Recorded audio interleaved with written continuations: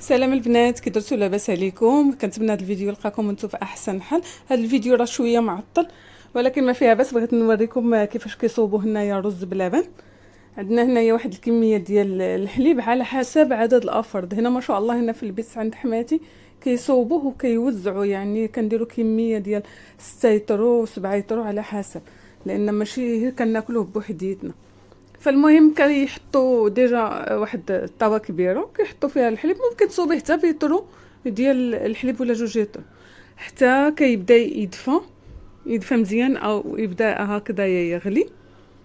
كنكونوا كل يطرو ديال الحليب كنحطوا له كاس ديال الرز، كنعبروا ليه كاس ديال الرز، كنقيوه وكنغسلوه ويخليوه هكذا منقوع في الماء واحد 2 ولا 3 ديال السوايع. من بعد كنبداو نحطوه هكذا شويه بشويه في الكاس ديال المونيليكس وكيطحنوه كيتطحن مزيان. ما تخافيش لانه هو كيكون مرطب وداكشي ما كيطرى ليه والو. فكتبدا تطحن فيه هكذا شويه بشويه. هو بصراحه هاد هنايا راه طحناتو. انا بصراحه ماشي، انا عمرني ما صوبتو، سلفتي هي اللي كتصوبو او لحماتي. فبصراحه هذا الرز بلبن كيطلع واعر واعر واعر واعر. كيديروه في طبيصلات هكذايا وكيخليوه وكيبقى كيتكال بارد، راه ما تيتكالش سخون. صافي كتبقى تطحن حتى تتسالي داك الكميه اللي عندك. كما قلت لكم راه كيلو كل اطرو ديال الحليب عليه سميتو كاس ديال اتاي. كاس، دابا نوريكم الكاس اللي عبرنا به، ماشي ديك الاتاي الكاس ديال الاتاي الصغير، انما كاس شويه كبير على اللي كنشربوا فيه حنا اتاي. هنا الحليب ها هو بدا كيغلي. ملي كيغلي الحليب انا كل عام او تيديروا سيرتو هذا في عاشوره. هما يا في عاشوره كيديروه عندهم هكذايا هاد الرز بلبن. صافي كتحط داك الرز وكتبقى ملي كتحط الرز في هاد الحليب كتبقى يدها ويد انها تقلب تقلب تقلب هكذا باش ما كيلدعش من التحت وما كيلصقش. بالحق تيقوني الا جربتو، قسما بالله واعر واعر واعر واعر.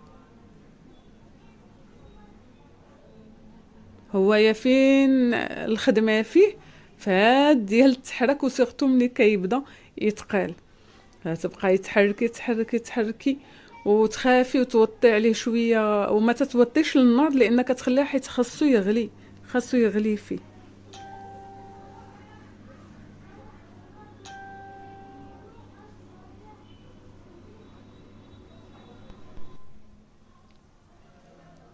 كما قلت لكم هذا هو الكاس اللي عبرنا به، يعني فوت الكاس ديال اتاي بواحد شويه تقريبا هكذايا، يعني ماشي الكيسان الصغار. صافي وكتبدا تحرك مزيان.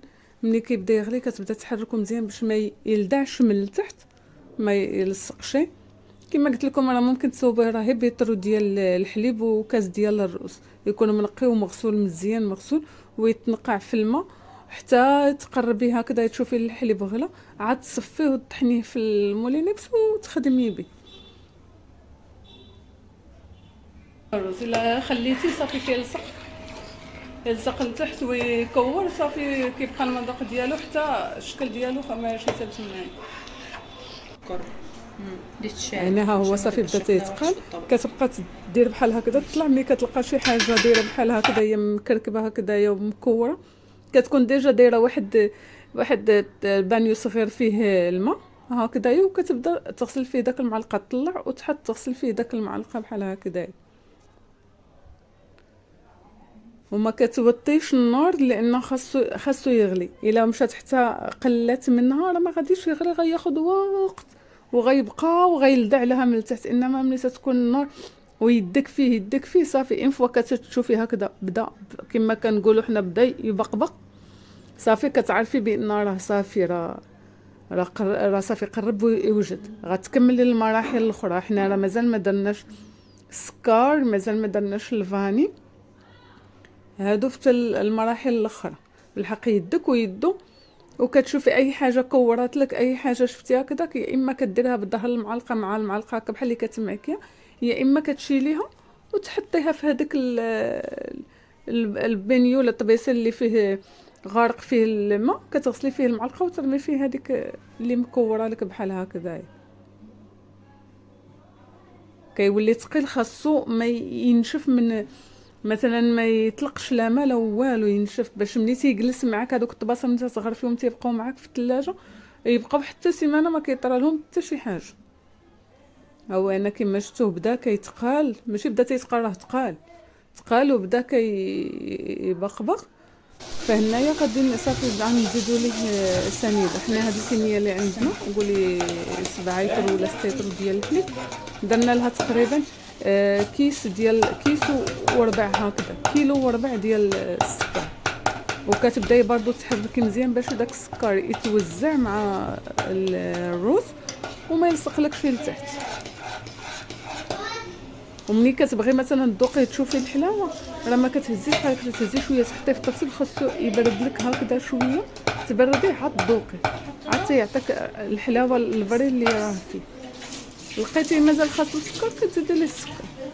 انما مثلا ايتر ما كنظنش غادي ياخذ كاع تقريبا 1-2 كيسان ديال السكر بحال هكذا صافي. وكتبداي كما قلت لك تحركي حتى تيذوب داك السكر ويتجانس مع داك الرز والحليب.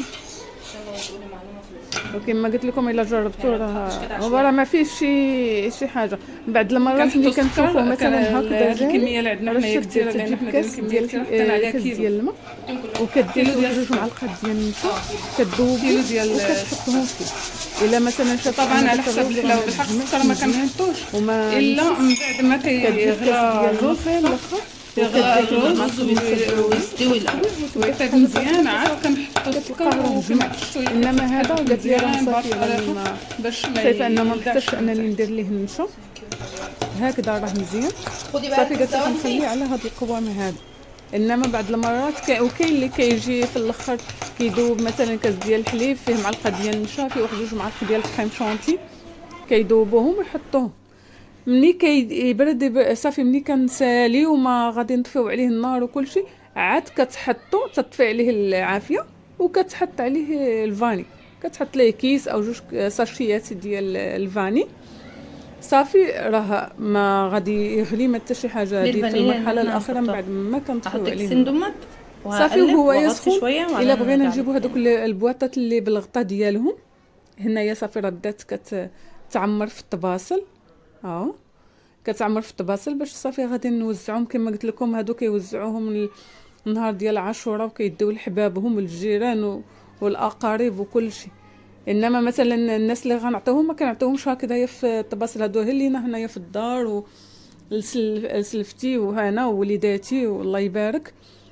والناس كنجيبوا هادوك البواطات اللي كيتغطاو من برا ديال الجوتابل كنديروا فيهم هاد صافي. ومن بعد كنبداو نزوقهم هكذايا بالكوكو وباللوز. الا عندك محمر سوداني محمر، كاكاو محمر، عندك اي انواع المكسرات عندك زوقي بيهم تيجي واعر واعر واعر.